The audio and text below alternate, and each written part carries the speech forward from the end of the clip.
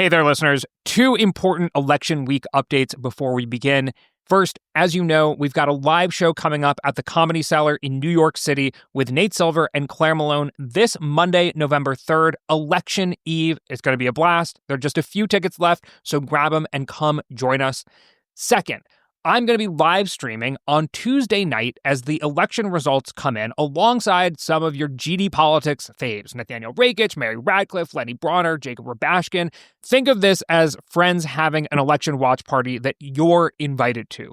Also, assuming that we make it to midnight, it's actually going to be my birthday, so don't be surprised if you see a glass of wine or birthday shots.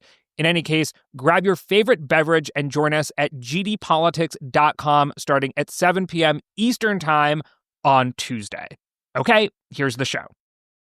City and State's like the local publication here. I mean, you're I'm not in New York. I live in New York City. I know. I'm not I corrected myself. that much of a national media head. You know. Yeah, DC.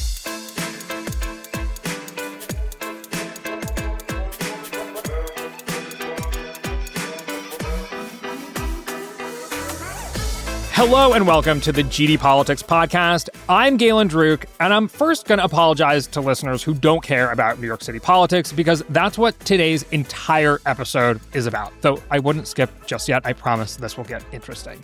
And for our New York-minded, or people who just get a kick out of Democratic Party drama, today, my friends, is your day.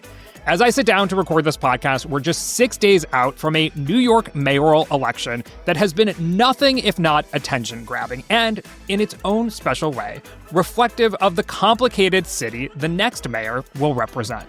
So let's begin with a SparkNotes version of the past 8 months. It all started with incumbent mayor Eric Adams switching his party identification to independent, acknowledging that his corruption scandals and relationship with President Trump would prevent him from winning renomination in a Democratic primary.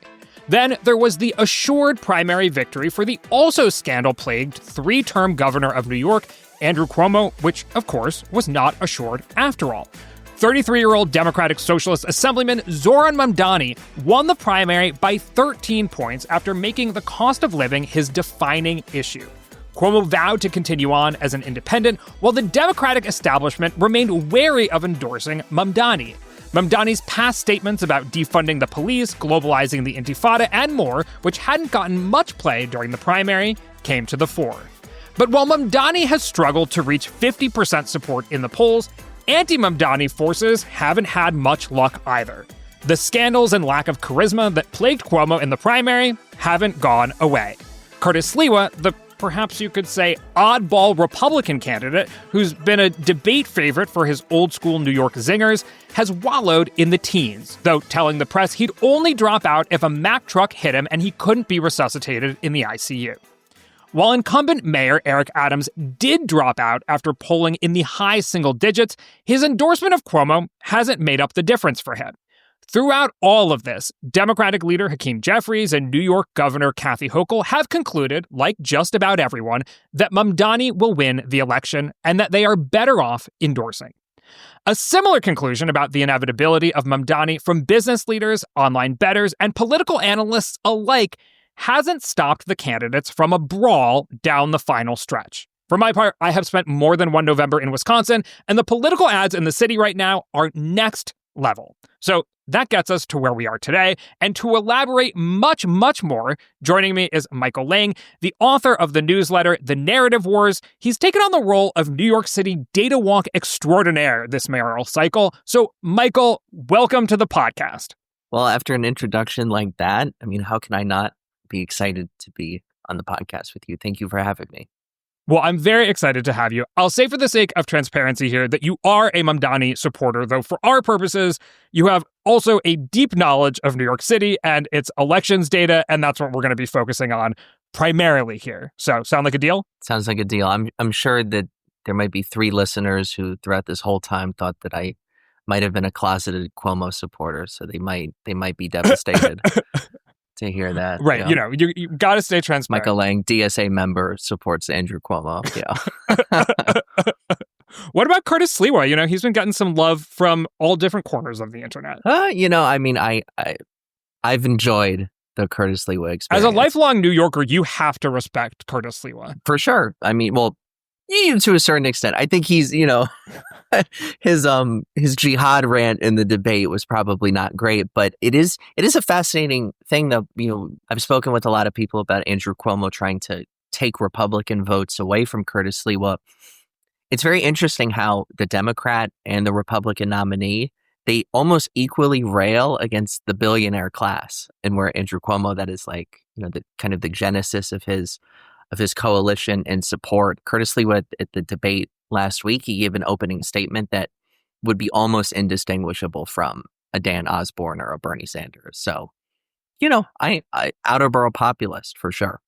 He knows how to take a question about just about anything and turn it into the most like New York Mad Lib you've ever heard. It was like, what's your favorite bodega order? He's like, well, let me tell you about the time I was shot 5 times in the back of a cab. He's lived the life of a New Yorker. But anyway, Michael, I want to get to the polls. As you should. So the current average, according to Decision Desk HQ, shows Mamdani with a 14-point lead over Cuomo, 45 to 32%. Curtis Lewa has 16% support. Now, a recent poll from Suffolk University caught folks' attention because it showed Mamdani's lead over Cuomo falling from a 20-point lead last month to a 10-point lead this month. We'd caution, of course, against putting too much stock in one specific poll, but it's valuable to compare the trend line for a single poll because the methodology of a single poll will usually remain constant throughout a cycle. So, do we have any broader evidence of trend lines moving in Cuomo's favor? At 2:00 today, Quinnipiac released a poll that was almost identical to Suffolk in terms of their top line numbers. Crosstabs and whatnot is different. I think, since Eric Adams dropped out a couple weeks ago, the incumbent mayor, most of his support has transferred to Andrew Cuomo. And I think depending on kind of which survey you consult, Cuomo is eating slowly, gradually. I thought this would happen weeks ago. It's happening very late, kind of eating into some of Curtis Lewa's Republican support, whittling it down, casting him as a third-party spoiler. Although I will say, in that Suffolk University poll, Curtis Lewa's numbers went up, like slightly. Yes. From 9% to 11% or something like that. But it was basically all of Eric Adams' support and then some undecideds who seemed to go to Cuomo. Right. I should say that maybe instead of whittling down Curtis Lewa's lead, it's just Cuomo is earning a healthy chunk of Republican voters while kind of holding on to 1/3 of Democrats. Cuomo's kind of walking the tightrope in terms of appealing to, these very different coalition tension points to try and thread through a victory here. I would say that the race still has not changed very much. It'll be interesting to see how some more surveys in the next couple days kind of rate it. Mamdani is basically polled very consistently in the mid to high 40s. And I would say genuinely that the polls in the primary undercounted him significantly. I don't think that we'll get as egregious of an undercount. Some of these polls were missing by 10, 20%. I don't think it'll be quite that bad. But even if they miss by 5 or 6%, that puts him over the 50% threshold. And I think some of the mistakes that were made in terms of undersampling younger voters, right, a huge part of his coalition, are regrettably being made again. His also, he also... Wait, I'm curious why you think that, because you could make the opposite argument, which is like, Cuomo is a scandal-plagued candidate, and people may not want to admit that they support Andrew Cuomo. We have seen this in other elections where the scandal-plagued we were just talking about on this podcast earlier this week that Jay Jones in Virginia, you see a weird number of people telling pollsters they have both already voted and are undecided on the AG race in Virginia, basically saying, yes, I have voted, and girl, I am not telling you who I voted for AG. And so maybe folks could feel similarly about a scandal-plagued Cuomo. Like, they're going to vote for Cuomo, but they don't want to tell a pollster that. I wonder if the electorate is so different in a general election where, you can't live in New York City and not know that there's a mayoral election going on, whereas the primary was at the beginning of the summer. Folks weren't paying all that much attention, low turnout, but like differential turnout in terms of a lot of young people showing up, the young part of the electorate growing significantly while the rest of the electorate remained stagnant. 100%. Like, could you make the opposite case here? I definitely think you can, credibly. There were 1.07 million people voted in the Democratic primary. I think in the general election, we could see upwards of 2 million. 2 million's a stretch. I think I would put it more at 1.75 or 1.8. But we could really push the bounds of what we've seen in terms of mayoral turnout in the last 32 years. What I would say, though, is that for as much as people talk about Mamdani's ceiling, Andrew Cuomo, as was shown in the primary, does have a very real ceiling of support. Cuomo's unfavorability is always like it's around 50%. It's always over 50%. Like he's been steadily underwater for a long time. And the thesis to beating him in the primary was like, hey, if it is a traditional New York City electorate, it's going to be tough to kind of overcome some of his institutional advantages. But if you can change the electorate, expand it, mold it to you, and by doing so increase turnout, that is kind of how you beat him. So I look at this general, and if we're predicted to get an extra couple 100,000 votes coupled with 1 year after Trump was reelected, things like that, I don't see that as a super favorable equation for him, because I do think he is currently getting a bit of a bump from, I would say maybe some of the fear mongering with respect to Mamdani's faith and whatnot. But that alone won't be enough unless Cuomo can get a lot of Republican voters to abandon Curtis Sliwa and support him, and win a significant number of Black and Hispanic Democrats. Right now, the betting markets suggest that Zohran Mamdani has close to a 90% chance of winning. I think it's like 87% or 88%, depending on if you look at Polymarket or Kalshi or whatnot. But do you think in a two-way race, it would be highly competitive? Oh, extreme! It would be extremely competitive. If it genuinely was a two-person race, I think there would be $100 million of outside spending put forth against Mamdani. I think it would be extremely close. I think every poll would be like 44-42.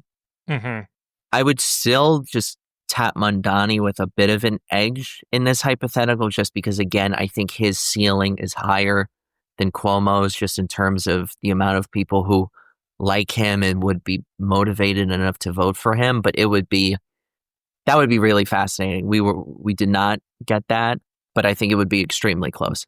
We have seen polls that have pitted the two against each other, right, where Mamdani has led by, say, 4 percentage points or something like that. Obviously, because that's such a hypothetical, we don't know what like the ad spending environment would look like in a two-person race or the likes. And so it's hard to say, but yes, a very close race. I am a notorious pollster hater a little bit. I remember someone who is a pollster explained to me, I was like, how do they know who's going to vote? Like, what are they basing it off of? They're like, oh, well, they're just guessing.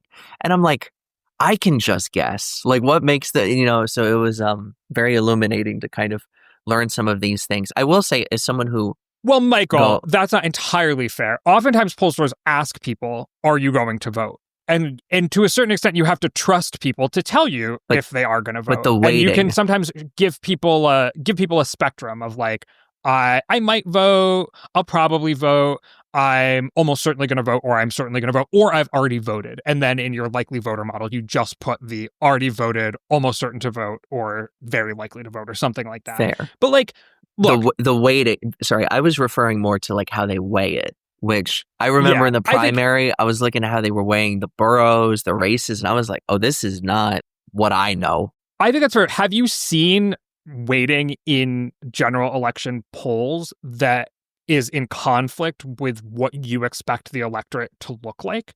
Some, not all, of these general election polls are still significantly underweighing younger voters. Interesting. Yeah, so for context, right, you don't even have to base it off of the Mamdani surge in the primary. In the general election in New York City last year, 51% of the electorate was under 50. And then in some of these polls that are coming out, they have under 50 voters at like 33%. And I'm like, well, if it's blue wave, Trump 2.0, college educated turnout plus Mamdani, you're not going to have under 50s at such a low percentage of the electorate when they were much higher 1 year ago without Zohran on the ballot. So I found some of this pretty interesting. And also for, we're discussing the hypothetical one-on-one race that never materialized. I'm someone who sings Zohran's praises every day. think he's an excellent campaigner who's brought a lot of people into the political process. And I think every Democrat in the country can learn one thing from him. But he also has had excellent fortune in going up against some of the most incompetent, cartoon-level incompetent politicians that we've seen. And for as much as the Mamdani coalition is really built around demographics and groups of people in the city whose populations are growing, right? It's not only here to stay, but growing by the day. I think that helps it. But if he had to run this race against Wes Moore, that would have been a lot harder.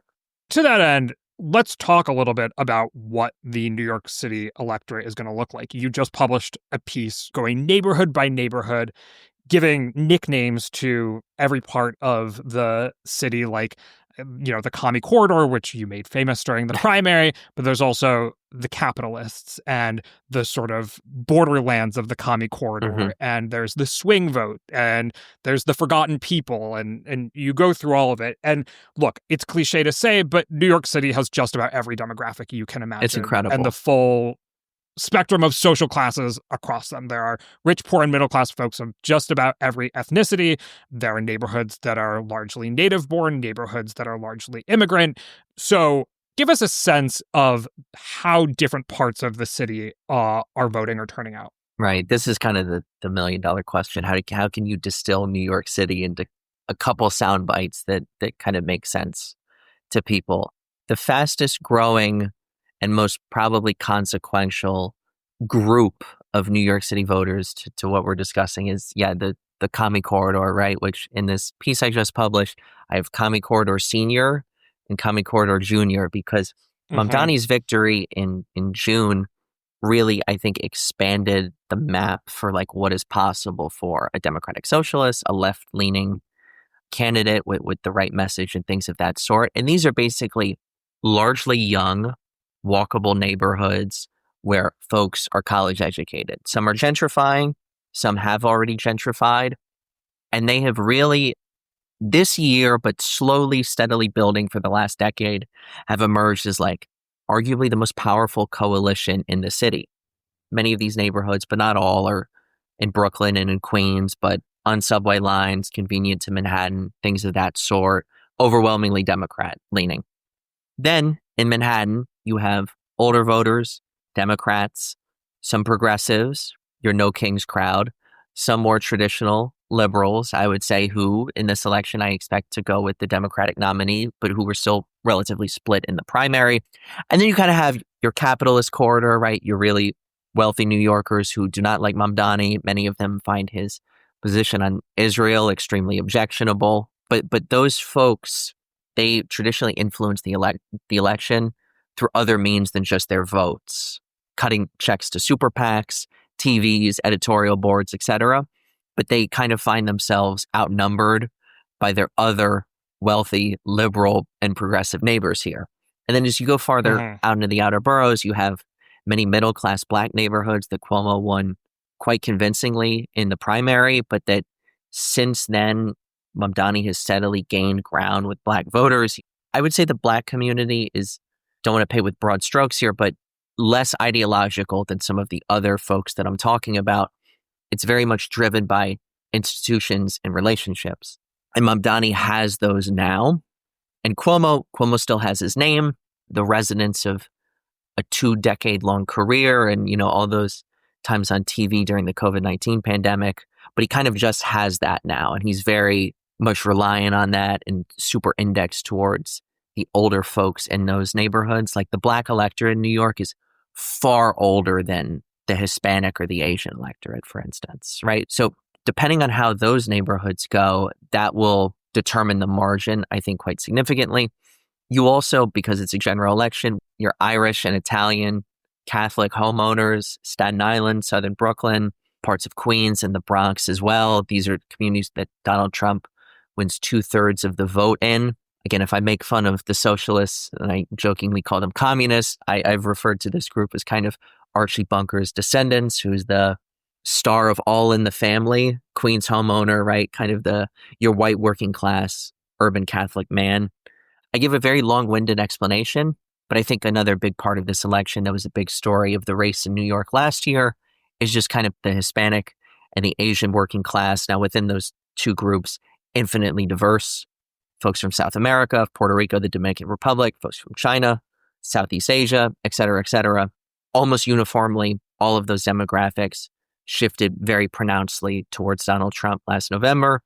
I expect a lot of the voters who came out last year at this time to frankly stay home. Yeah. But of the voters who do come out, I'm very curious to see what wins. I think the cost of living stuff helps Mamdani there. Sliwa didn't always do very well with Hispanic voters, but 4 years ago, he won a lot of the Chinese neighborhoods in Brooklyn and in Queens. And that was a big, warning sign to the Democrats that, of course, they did nothing about. And then it was kind of the precursor to Lee Zeldin and then Trump's gains in those neighborhoods.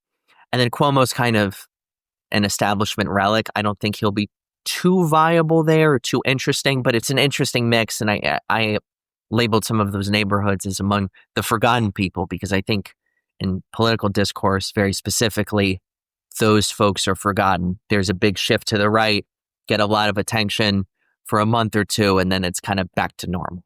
It's a very talented breakdown of a city that can be hard to describe in even a couple paragraphs. So you did a fantastic job. What do we think the overall electorate will look like when you put all those neighborhoods together, sort of young versus old, college educated versus not college educated? When we talk about the results on election night, what is the collection of that 2 million people going to look like, more or less? In total, it will be, New York City is about, I would say, 1/3 white. This electorate will probably be a little over 40% white, just because the Sliwa coalition is very white ethnic. Cuomo does best now with white voters who are very wealthy and who are Orthodox and Hasidic Jewish, whereas Mamdani also, he does very well with old whiter progressives and younger white college educated renters. So I think if we rate where the turnout is, right, I think Well, it's also worth saying that citizenship and eligibility to vote is higher amongst the white population in New York City than amongst other 100%. populations in New York City that are more liable to be immigrants who are not naturalized. But and so that's part of the drop-off that you see. But even, I think, controlling for registered voters and things like that, I think you'll see the white turnout increase as a percentage of registered voters. I think, regrettably, the Hispanic turnout will be down. That's just a trend we've seen from the primary to the Bronx is struggling for turnout. I think that will unfortunately continue. Asian turnout will be interesting because there will be a noticeable South Asian boost, but East Asian voters, I'm not sure. That's kind of to be determined, but I would imagine Asian pull their weight as a percentage of the electorate, and it might even be a little bit above. Kind of the wild card is what happens with the Black electorate. Will they be really motivated to come out, or will they look at Mamdani and Cuomo and be like, I don't really love my choices here. We're going to turn out, but not in anything beyond a normal midterm. Certainly the voters over 50 will make up a much larger percentage of the electorate than they did in the primary. But the thing is that Mamdani's only losing the over 50s by less than 10%. It's a single digit margin, whereas he's winning under 50s by 10, 20, 30%, kind of depending on the age range. And as long as that holds, that's a very compelling path to a resounding victory. Like we've said, there's a strong chance, strong might be even putting it lightly, chance that Mamdani will be the next mayor of New York City. But, at least election wonks will be paying attention to whether he exceeds the 50% threshold, actually gets a majority coalition or a plurality coalition to get him into Gracie Mansion. Do you think there is actually a difference, not just for the election wonks, but for how Zohran Mamdani will be able to sort of administer or govern the city as mayor based on whether he gets a majority coalition or not? It's $1 million question. Practically, I don't think there will be much difference between 49.5% and 50.5%. But I think symbolically, to be able to broadcast affirmatively that you have won a majority of the city's voters immediately shuts down any narrative that, oh, if Curtis Lee would have left the race, Cuomo would have won, Mamdani wouldn't won. He's supported by a loud minority, but not a majority, et cetera, et cetera. Like, for instance, Zohran winning the primary by 13% did him a world of good in terms of coalescing so much institutional support and so much momentum going into the general. Had he won the primary by like 1% or so, even with 51% to 49% with the ranked choice voting, it would have been a much harder general election. It would have been much more fraught. We would be sitting here probably just discussing, is he going to win or not? And I think that he needs comparable momentum to come from the general election, because there are going to be a very well-funded and influential group set who are always going to be kind of organizing against him when he's in office. This will also carry over to like very insider baseball things like the race, which is a set of backroom deals and behind the scenes machinations to choose the next city council speaker. And the city council speaker is like, I mean, it's like the Speaker of the House, but it's like if there was only one legislative body, that's someone who has a tremendous amount of influence in terms of shaping or potentially axing Mamdani's local agenda. This will also carry through to, whether Governor Hochul will want to really put his reforms as top priorities in Albany. If she sees him kind of limp to the finish line. And I think, frankly, like if he did not perform so well in the primary, you don't have Hochul come out and support him. But because he appears to have so much momentum, a lot of these establishment politicians, self-serving as they do, they just want to be a part of that. They have their own elections. They see what they're not totally blind to what he's doing. So I do think, again, getting the majority does a lot for his governing coalition. And it just, you don't want to have a scenario where he like peaked in June and July, and then it's like there's already kind of wind coming out of the sails before it's even January 1st. On the topic of governing, I want to talk a little bit about the issues that have been the focal point of this election. Have they changed much between the primary and now? When we talk, we actually spoke, we did a Substack Live together back when Zohran Mamdani won the election with Nate, who was like in the middle of gambling in Las Vegas and joined us from a quick jaunt to the hotel room or something like that. But we talked a lot about how Mamdani had jettisoned a lot of the more controversial social cultural issues of the progressive left in favor of a sort of one-note campaign on cost of living. Has that continued?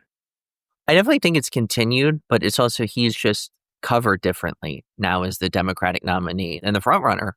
All the attention and scrutiny is, I would say, rightfully on him, and to where, now his policy positions, associations, past statements, they're all like under a microscope to the respect that they were not during the primary.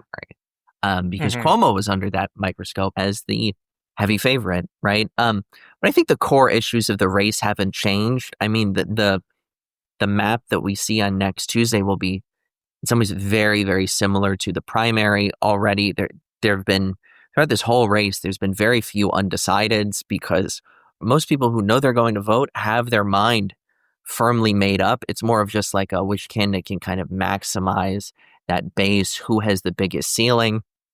I don't think the issues have changed, but I think the issues have changed dramatically from New York City mayoral races in the past. It took a report from the New York Times saying that there are 160,000 homeless public school students for like education to continually kind of be brought up in local news cycles, in the debates, things like that. Back in the days of 2013 or 2009, that was like a preeminent topic, right? It was all local issues. Now it's Trump, Gaza, meta cost of living, Democratic Party, et cetera, et cetera. You just didn't have that national lens to the mayor's race the last time these contests were competitive. Yeah, I think that's a really interesting point. Mamdani has clearly moderated to some extent on things like, involving private developers in building more housing in New York City. He's said that he regrets any suggestion of globalize the intifada comments that were previously associated with him. He said that he no longer wants to defund the police, although he doesn't want to increase funding to the police per se or hire more police officers, but instead create a community policing program that gets mental health professionals involved. So he's moderated, and he's just said straight up, that was a different context. I've changed my mind. I've changed the way I view things. I've spent more time in communities that are afraid for their own safety. And as a result, public safety is a bigger issue to me, and I've changed how I view it. One question I have here is I think nationally, progressives and folks on the Democrats have said, okay, we probably need to moderate on things like immigration. And you saw Bernie Sanders recently in a podcast appearance saying, Trump is better on the border than Biden was. And, a country ought to have borders. Otherwise, it's not a country at all. And while you'll see shifting positions on things like that, policing, I don't think we see much moderation on the we need government-run grocery stores, or we're going to freeze the rent, or things like that. I mean, is it this dynamic of continue to jettison the social, cultural sort of leftist stuff and just really embrace the economic leftist stuff? That's a good question. I guess I think that Zohran is pretty left on social and cultural issues, but I think he's smart just to not, you can't fight a multi-front war. And the fight he wants to have is around the cost of living. I don't foresee a scenario where he would have enough political capital to do tremendous NYPD overhauls and be able to do all of this. I mean, some of this is just a reflection of having to work with the state government in Albany, the governor who has a wider constituency than you do. So I think he looked at it and he said, these are the avenues where what I believe is very popular. Let's focus on that and let's not get bogged down in the other stuff. I think that motivated the decision to keep Jessica Tisch, who's, Eric Adams' choice for commissioner of the she's the NYPD. Current police commissioner, heir to the Lowe's family fortune.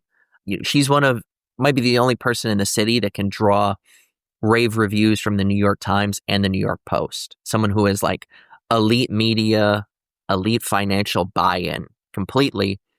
But, she's railed against bail reform laws and things like that. She's not your progressive criminal justice reformer's idea of a police commissioner. But she has buy-in from some elements of the NYPD and also the media and the financial elite. And it's okay, if she's willing to play ball in most things, I think that kind of makes sense. And that's the direction that they went in, because it's if we have the media, the billionaires, and the cops giving us headaches, we are never going to be able to tackle this agenda. And I think it reflects a prioritization of that. He didn't run on police reform, ran on addressing the cost of living. Do you see other progressives taking a page out of this book? Maybe. That's a great question. I mean, frankly, I think the Zohran is a really skilled and savvy politician, and I don't know that other people are quite like that. I guess it's hard to extrapolate to the national level, but it does seem like folks might keep with their economic populism, but it's hey, we got to reshape our image with respect to, I guess, immigration and some of, the national equivalents of the NYPD. And although I must also be clear, Zohran Mamdani has never said to globalize the intifada. He's just been asked to denounce it. And for a while he said, I'm, free speech, all that stuff. And then he just said, look, I discourage people from saying it. But the national equivalents of those thorny issues, I anticipate that you probably will see some progressive Democrats, if not moderate, then just talk about them less, strike a more conciliatory tone, certainly. During a recent debate, the moderators asked everyone on stage to take a position on the ballot initiatives Oh, great question. that New Yorkers are going to be voting on. Sliwa and Cuomo were very quick to state their positions. Cuomo said that he's endorsing a yes vote on these ballot issues. Sliwa said no. And the ballot issues that I'm talking about are whether New York ought to make it basically easier to develop housing in certain neighborhoods. For example, like the 12 neighborhoods in New York City that have had the least housing growth over the past however many years. Is there an expedited process for getting new housing built there? Are there certain ways to override a city council veto on new housing development and the likes? And these are suggestions that came out of a commission that were put together by current mayor Eric Adams, who is pretty pro housing development and came up with this plan called the City of Yes, basically YIMBYism as city policy. Zohran Mamdani just said, vote however you want to vote. And it was quite a lively moment in the debate in which Cuomo and Sliwa were like, bro, take a position. Like, you're trying to govern the city. What do you think should happen? What's your opinion? Why hasn't Mamdani taken a position on making it easier to build housing in New York City? I mean, taking a position on that way of making it easier to build housing in New York City. I'm so glad you asked me this question because I could do 5 minutes on this for sure. First of all, the video clip of this exchange is currently just an ad for one of the Cuomo super PACs. So to give you an idea, it was his worst moment of any of the 4 debates, without a doubt. It was not good. The anti-politician looked like a politician trying to triangulate his answer. But to kind of pull the veil off of like why he, was very unsure what to do, it's because a lot of the Democratic members of the city council, Democrat and Republican, ironically, are very opposed to these ballot questions because it would like weaken the council's power and like their power as individual members. So they're against it. And Mamdani kind of needs to keep them on his good side, not only because they're the body that he works with, but because we've got this speaker's election coming up, and some of the speaker candidates I think would be helpful to a Mamdani's agenda and some would not, right? So he can't go alienating them before this important vote. And so you're saying he wants to say yes, vote yes on I am 99% sure that before that on like election day or the day before, he'll say yes. I vote or signal something. Yeah, I certainly think that I have no reason to believe that he does not support these measures, which I think poll very well, and of course are supported by the pro-housing broad tent in New York City is very influential and also quite well funded. And at this point encompasses all kinds of different politically minded people. Yes.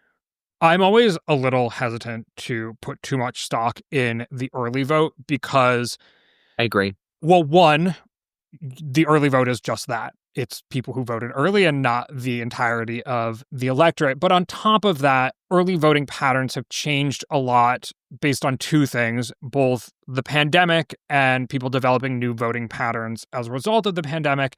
But then also it's become a partisan issue as well. So whereas Republicans used to vote early at higher rates than Democrats, now the reverse is true. And usually in the early vote, you might try to compare this election to the last election, but the 2021 election was still in the midst of COVID. And so none of these patterns have sorted themselves out enough to even put like the amount of stock in the early vote that you would, which still comes with lots of caveats. Nonetheless, a lot of people are talking about it. So let's talk about it for a second. What are the early voting patterns looking like? I mean, it's basically just each coalition's white voters are voting because they either have cars or they live very close to their polling sites. The one takeaway, I guess you could say, is that, again, in kind of these capitalist corridor parts of Manhattan, there is like a lot of turnout early, certainly punching above their weight. And I imagine that turnout is good for Andrew Cuomo, but he's not getting... That also just tracks with rich people voting early. Like rich college-educated people vote but they're voting the earliest and the most frequently. They're voting more, though, early than they like did in the primary. Like if you compare the distribution of the electorate, the primary at this point would be like, oh, wow, this is perfect for a Mamdani upset.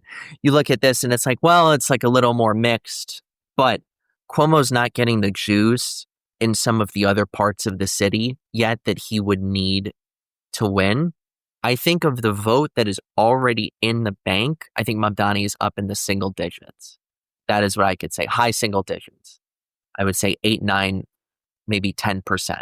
But because his coalition is more indexed to young, is now more working class than Cuomo's coalition, I think with Halloween on Friday, the New York City Marathon on Sunday, think about the route of the New York City Marathon, right? It's literally the Commie Corridor, Junior and Senior, right? Even when it goes to the Upper West Side, it goes along 2nd Avenue. That's now, a lot of it is now Mamdani turf. And I think you will see very large numbers of the Mamdani coalition coming home this weekend. And then the more, the South Asian folks, the Muslim folks, his gains amongst Black and Hispanic voters, you will see that push on Tuesday. I see that Cuomo is doing a little better than expected, but I think if there's anything in jeopardy, it's just like, does he get 50%? It's not a win-loss thing. Where would you put your expectation today? On if he gets 50%? On which side of the majority line? Yeah. I think he'll get it. I think the voters, the voters that he has, I think are really hard to poll. And I think by and large, a surge in turnout is good for him. I think he gets it. Again, the polls have him in the mid-40s, but if they're off by 4 or 5... You're not trusting the polls. I didn't trust the polls last time. And that's why I'm here on this podcast with you. Sometimes that is true. That is true. You kind of you made your own lane calling that election before it ever happened. But, sometimes you overlearn the lessons of one election. Absolutely. That's why genuinely, if you told me a week ago, I'd be like 100% he gets 50. This week, I'm like, okay, we got to look at it. We got to see. But I think, you still put a gun to my head. I still think he gets it. But I will be reviewing the data as it comes in to the best of my abilities and evaluating from there. Like if this becomes a DEFCON 1 Cuomo momentum situation, I will you will be the first to know. You have to come back. Yeah, I'll have to come back. Yeah. Along with everybody else who I've said, you will be the first to know. Maybe we can do a text chain. It could be like a 80 people. Yeah. Sounds good. Final question. What's your biggest question? Looking like you're going to get a ton of data on election night. We're all going to be processing it. We've talked about some of the big questions, but what kind of crosstabs are you going to be favoring on your Excel spreadsheet as it all comes in? I'm going to write an article about this, I think, if I have time. Other than him getting the majority, the most important thing to me will be how he does in a lot of the neighborhoods that the Democratic Party has hemorrhaged support in. Unfortunately, I think that might get overlooked, but that matters a lot to me. So we're talking about Hispanic and Asian neighborhoods. Yeah. I'm talking about Corona, Queens, where it's that neighborhood in 2016 was 90-10 Hillary versus Trump. And in 2024, it was 45 Harris, 55 Trump. I mean, to the point where Vote Hub, they have that wonderful precinct map of the whole country where you can compare shifts from 2020, 2016, et cetera. There are no blocks in the whole country that saw shifts like that saw such a hemorrhaging of support, and they're all next to one another. I think that stuff matters, and there are many neighborhoods like that across the city, so that I will be looking very closely at that.